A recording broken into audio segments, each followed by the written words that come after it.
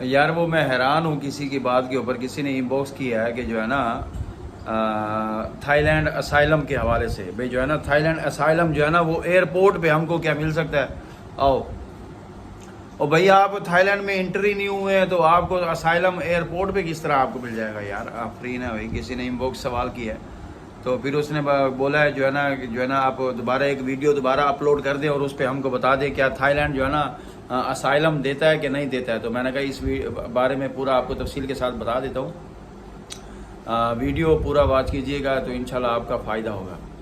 Thailand asylum के हवाले से वीडियो आज अपलोड दोबारा कर रहा हूँ। पहले भी बहुत सारी वीडियोस मैंने बनाई हुई हैं कि थाईलैंड असाइलम देता है कि नहीं देता है। तो इस बारे में मैं आपको पूरा तफसील के साथ बताता हूँ। वीडियो को पूरा एंड तक वॉच कीजिएगा, इंशाल्लाह आपका फ़ायदा होगा। जी welcome back and other vlog guys. अस्सलाम वालेकुम गाइस, आपके क्या हाल हैं, कैसी तबीयत है, ठीक ठाक है, खैर खैरियत है। असल में गाइस मैं इस वक्त जो है ना पाकिस्तान में हूँ। तो आप जो है ना मेरा फेस लुकिंग आप देख रहे होंगे कोई इतना ख़ास नहीं है। मूंछें मैंने निकाली हुई हैं क्योंकि पाकिस्तान में मैं जब होता हूँ तो जो है ना ये हम लोग जो है ना मूंछें रखते हैं। और अगर मैं जब थाईलैंड में जाता हूँ तो मैं जो है ना क्लीन शेप का रखता हूँ उधर ना।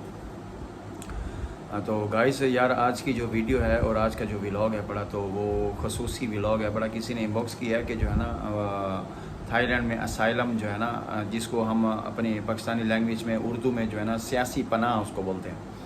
सियासी पनाह भाई जो है ना थाईलैंड देता है कि नहीं देता है। तो इस हवाले से मैंने कहा चले एक वीडियो दोबारा एक और अपलोड कर देता हूँ तो आपको गाइड कर देता हूँ कि वाकई ही थाईलैंड जो है ना सियासी पनाह देता है कि नहीं देता है। तो पूरा तफसील के साथ इसको वीडियो को पूरा वॉच कीजिएगा तो इंशाल्लाह जो लोग सियासी पनाह के हवाले से जो है ना थाईलैंड जाना चाहते हैं या उधर ही पड़े हुए हैं या उधर ही रुके हुए हैं कि जो है ना हम लोग जो है ना सियासी पनाह हमको मिल जाए तो बिल्कुल ये बात आपकी बिल्कुल दुरुस्त है कि थाईलैंड आपको सियासी पनाह जो है ना देता है, बिल्कुल देता है। लेकिन उसमें बहुत सारी चीज़ें को जो है ना मनफी और प्लस उसमें आपको करनी लाजमी है। वो क्या करनी है कि जो है ना अल्लाह आपका भला करे कि एक तो सबसे पहले ये है कि आप उधर थाईलैंड पे कोई भी वीज़े पर आप इंटर होंगे तो ये बात गलत है कि आपको एयरपोर्ट पर ही सियासी पनाह मिल जाएगी। तो ये किसी ने इनबॉक्स की है तो ये बात आपने गलत की है कि जो है ना एयरपोर्ट पर जनाब कोई सियासी पनाह का चक्कर वगैरह नहीं है। आप जब तक के मुल्क में इंटर नहीं होंगे,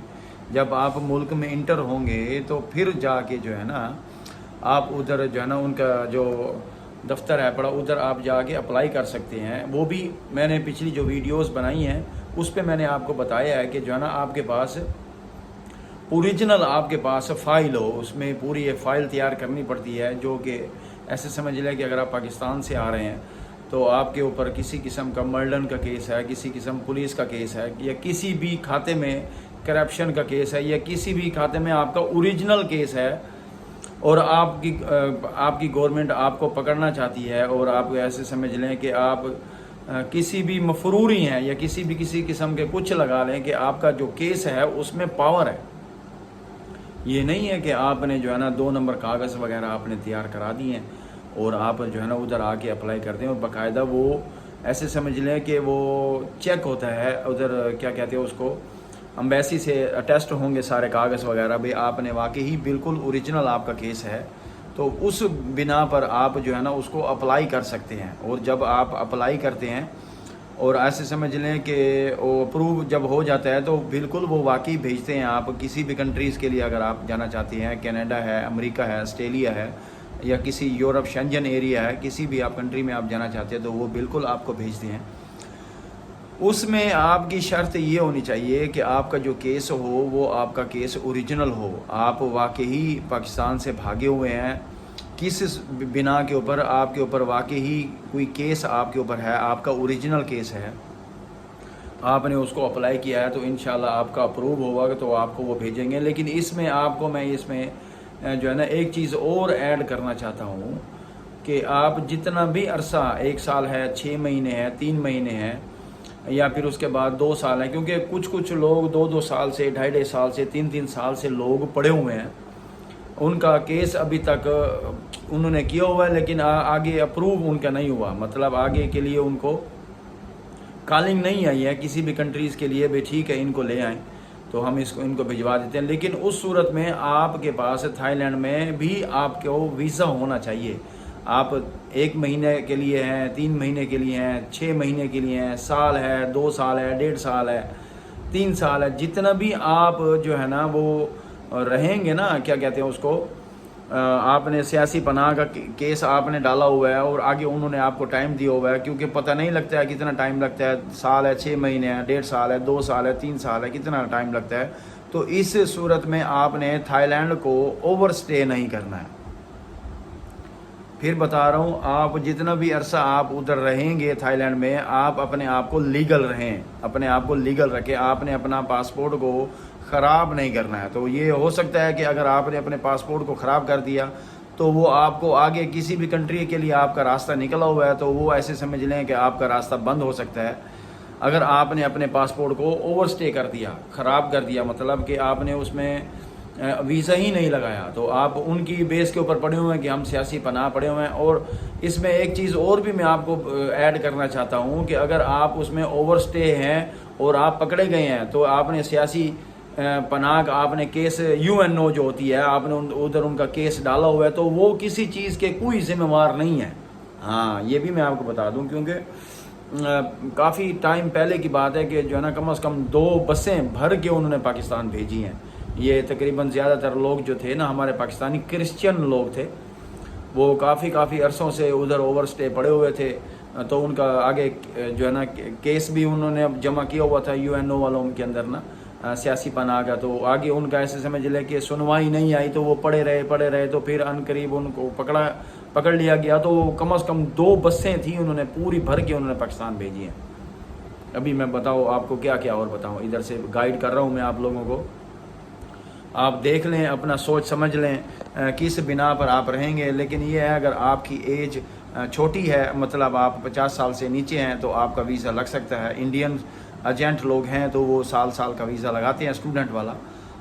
और उसके बाद अगर 50 साल से आपकी एज ओल्ड मैन है, तो वो भी आपका वीज़ा लगता है रिटायरमेंट का, उसको बोलते हैं कि 50 साल वाला जो वीज़ा। मैंने उस पर भी बहुत सारी वीडियोस बनाई हैं कि जो है ना वो वीज़े लगते हैं कि नहीं लगते हैं। वो भी वीज़ा लगता है 8 लाख बाद, उसमें जो है ना आपको शो कराना होता है, तो वो आपका वीज़ा जो है ना 1 साल का एक्सटेंड हो जाता है। तो आप वीज़े में रहें।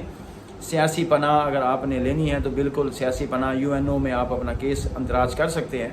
आपको जो है ना वो क्या कहते हैं, किसी भी कंट्रीज़ के लिए अगर आपका लक है या आप लकी हैं, आप खुशकिस्मत हैं, तो अगर आपका ऐसे समझ लें कि आपका कोई रास्ता निकल आता है, तो आप आगे के लिए इधर से जा सकते हैं। लेकिन इस सूरत में जो मैंने आपको बताया, फिर दोबारा बता देता हूँ कि जो है ना आपने थाईलैंड को ओवरस्टे नहीं करना है। थाईलैंड में आप जितना भी टाइम रहें तो आप अपना लीगल रहें और आप इधर से फिर जा सकते हैं। बाकी मज़ीद जो भी किसी किस्म का अगर किसी दोस्त ने कुछ पूछना हो, तो मैंने बहुत सारे जो है ना वो किया है, बहुत सारा मैंने मैसेज करता हूँ कि जो है ना आप जो है ना मुझे फेसबुक मैसेंजर में आप जो है ना मेरे साथ रब्ता कर सकते हैं, आप मैसेज छोड़ सकते हैं। बहुत सारे लोगों के मैसेज आते हैं तो मैं उधर रिप्लाई दे देता हूँ। तो अभी इस वक्त मैं फ़िलहाल पाकिस्तान में हूँ, तो कहीं वाईफाई आ जाता है तो बंदा उसको रिप्लाई दे देता है, तो कहीं वाईफाई नहीं होता है, क्योंकि मैं तो अभी उधर थाईलैंड वाला ही मोबाइल यूज़ कर रहा हूँ। और अगर मैं पाकिस्तान की इसके अंदर सिम डालूँ तो फिर मुझे इसका जो है ना जाके PT प्रूफ कराना पड़ता है। तो क्या ज़रूरत है पाकिस्तानी लाख रुपए 1.5 लाख रुपए उसको लगाने की।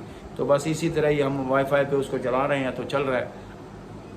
अभी इस वक्त मैं घर में हूँ, तो ऐसे समझ लें कि वाईफाई पे चल रहा है, घर का वाईफाई लगा हुआ है, तो उस पर वाईफाई पे चलता है। तो आप मुझसे जो भी बात अगर आप लोगों ने मुझसे पूछनी हो, तो आप मुझे बेशक कॉल भी कर सकते हैं मैसेंजर के ऊपर, इनबॉक्स भी कर सकते हैं, मैसेज भी कर सकते हैं। तो इंशाल्लाह मैं आपको ज़रूर उसका रिप्लाई दूँगा। और बाकी जो मेरे लायक खिदमत हो तो मैं हाजिर हूँ। तो गाइस यार, ये थी आज की ऐसे समझ लें कि वो सियासी पनाह के हवाले से वीडियो। तो इनबॉक्स सवाल आया हुआ था, तो मैंने कहा चलें दोबारा एक वीडियो अपलोड कर देता हूँ। तो अगर उम्मीद है कि आप लोगों को मेरी वीडियो, ये जो शॉर्ट मैंने वीडियो बनाई है, तो आप लोगों को पसंद आई होगी। अपने दोस्तों के साथ इसको लाइक और शेयर ज़रूर कीजिएगा, और कोशिश किया करें कि मेरे चैनल को आप सब्सक्राइब किया करें। आप मेरे चैनल को सब्सक्राइब नहीं करें, अभी थोड़ा सा काम पीछे बाकी पड़ा हुआ है, तो आप उसको मेरे साथ थोड़ा सा सपोर्ट करें, मेरे चैनल को सब्सक्राइब करें। और जितना हो सकता है अपनी जितनी भी मैं वीडियोस बनाता हूँ, आप इनको लाइक और शेयर ज़रूर किया करें अपने दोस्तों के साथ। तो ऐसे समझ लें कि मिलते हैं इंशाल्लाह अगली वीडियो में। अभी दीजिए मुझे इजाज़त। ओके, अल्लाह हाफिज़, अस्सलामु अलैकुम।